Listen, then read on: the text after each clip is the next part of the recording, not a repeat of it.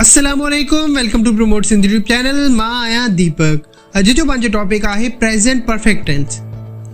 Present perfect tense छा आहे त प्रेजेंट परफेक्ट टेंस उहो हूंदा आहिनि अहिड़ा कम जेका मौजूदा ज़माने में मुकमल थी चुका हुजनि, उन लाइ पाण प्रेजेंट परफेक्ट टेंस इस्तेमालु कंदा आहियूं।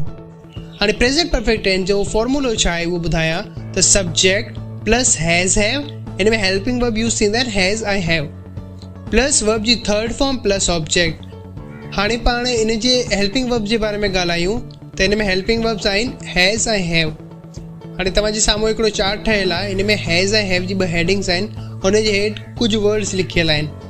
हैव छा सां गॾु यूज़ थींदो आहे आई, वी, यू, दे, ऐं हैज़ को बि सिंगुलर नाले सां गॾु या ही, शी, इट सां गॾु पाण हैज़ यूज़ कंदा आहियूं। हाणे जेका थर्ड फॉर्म ऑफ वर्ब आहे उहो पाण प्रेजेंट परफेक्ट में यूज़ कंदा आहियूं।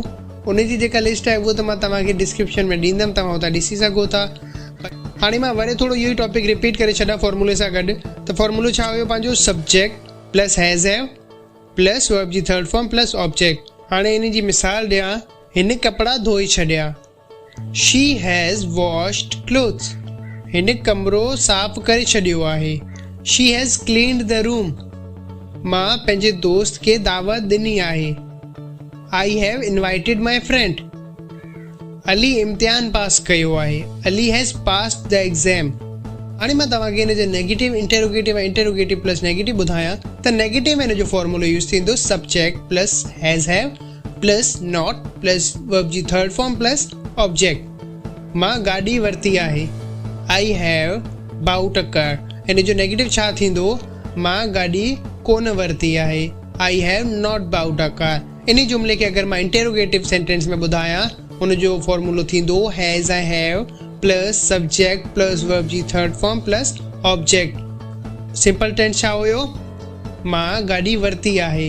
नेगेटिव में छा थी वियो, मां गाॾी कोन वरिती आहे। हुन छा थियो हुयो, I have not bought a car. हाणे अगरि इहो इंटेरोगेटिव में ॿुधायां, छा अली गाॾी वरिती आहे, has Ali bought a car. सही। हाणे जेका लास्ट में एग्जाम्पल ॾिनी हुई उन में आई यूज़ कयां पियो त हुन सां गॾु पाण यूज़ कयो हुयो हैव।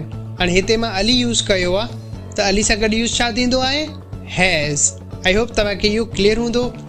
हाणे मां तव्हांखे नेगेटिव प्लस इंटेरोगेटिव सेंटेंस ॿुधाए छॾां जेका अॼु जे पंहिंजे लेक्चर जो लास्ट टॉपिक आहे।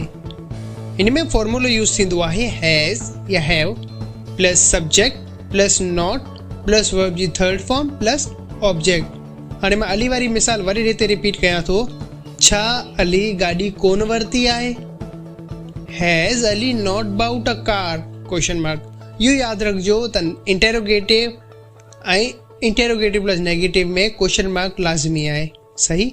आई होप तव्हांखे अॼु जो लेक्चर क्लियर हूंदो। जेका तव्हांजा क्वेश्चन्स आहिनि कमेंट में ज़रूरु पुछिजो, ऐं लास्ट जेका एक्सरसाइज़ हुई उन जा आंसर्स तव्हां कमेंट में ज़रूरु असांखे ॿुधाइजो। पोइ मिलूं था नेक्स्ट वीडियो में। अल्लाह हाफ़िज़।